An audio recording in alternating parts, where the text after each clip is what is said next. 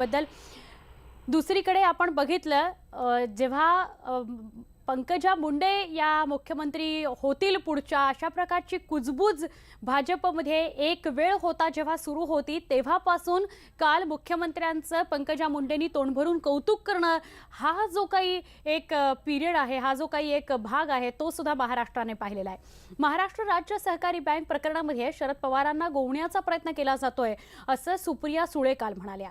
55 वर्षांच्या राजकारणाच्या कारकिर्दीमध्ये त्यांचा कुठल्याही बँकेशी संबंध आला नाही असंही त्या म्हणाल्या।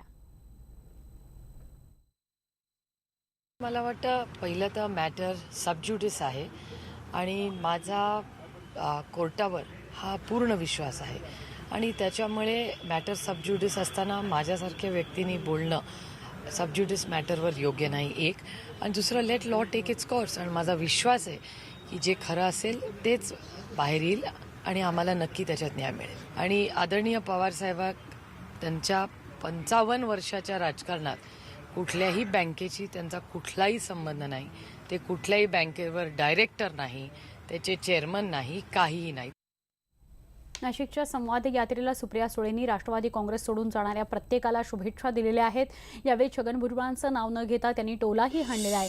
त्यामुळे छगन भुजबळ शिवसेनेच्या वाटेवर असल्याच्या पुन्हा चर्चा सुरू झालेल्या आहेत। पक्ष सोडून जाणाऱ्या प्रत्येकाला शुभेच्छा असं सुप्रिया सुळे म्हणालेले आहेत। छगन भुजबळांचं नाव न घेता सुप्रिया सुळे यांनी निशाणा साधलेला आहे। राष्ट्रवादी काँग्रेसचे अनेक दिग्गज नेते हे भाजप किंवा शिवसेनेच्या वाटेवर आहेत। अनेक जण पक्ष सोडूनही गेलेले आहेत, पण या घडीला छगन भुजबळ शिवसेनेत प्रवेश करतील अशा चर्चा सुरू झाल्यानंतर सुप्रिया सुळेंनी पक्ष सोडून जाणाऱ्यांना शुभेच्छा दिल्या। छगन भुजबळ यांचं नाव न घेता त्यांनी या शुभेच्छा दिलेल्या।